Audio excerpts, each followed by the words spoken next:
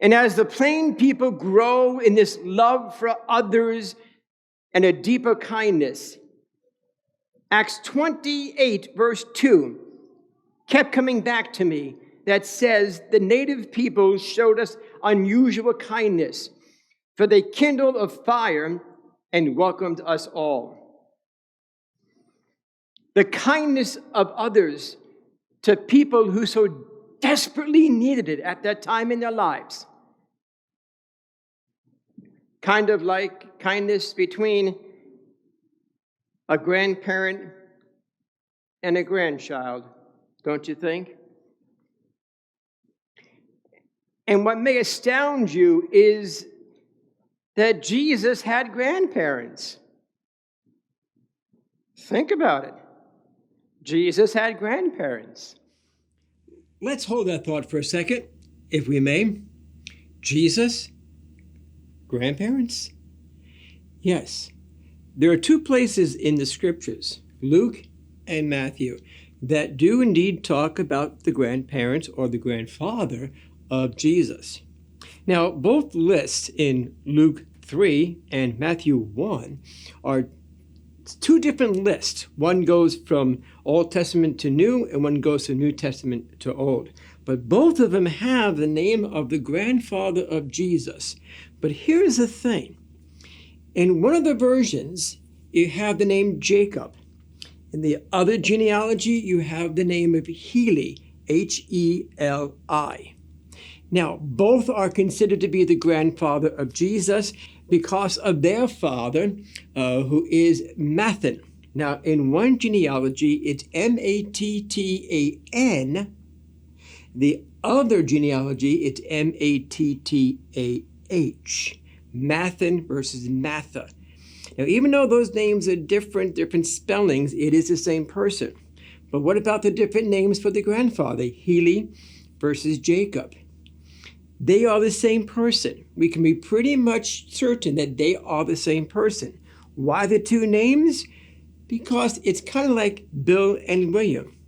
I've gotten myself in trouble because I signed my name Bill Carney, and legally it's William Carney. So when I went to try to register my car or open up accounts, and they need something with William on it, well, all my bills come to the house with Bill on it, and they will not take a bill where it says Bill Carney. They need William Carney on the thing.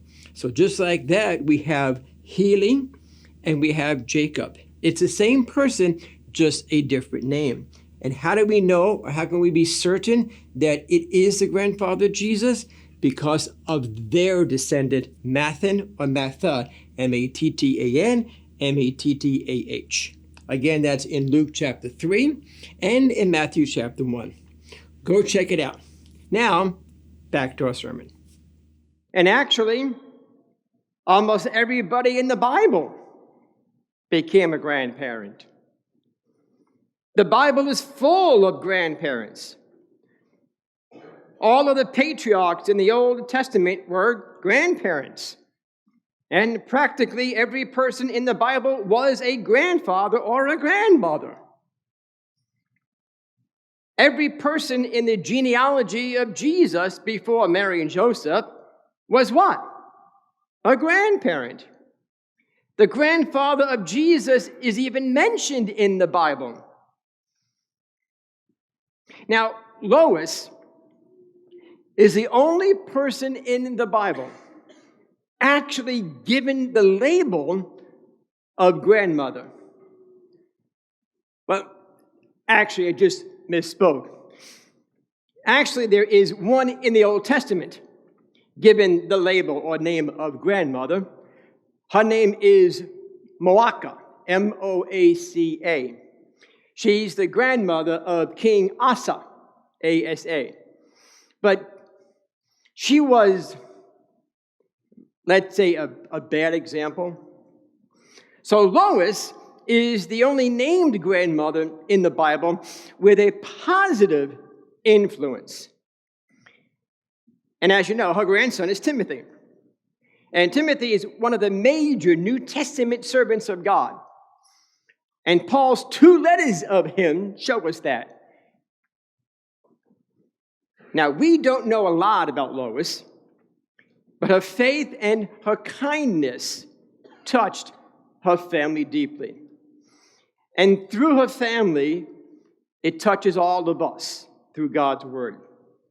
She became an example of the value and the influence of grandparents in our lives.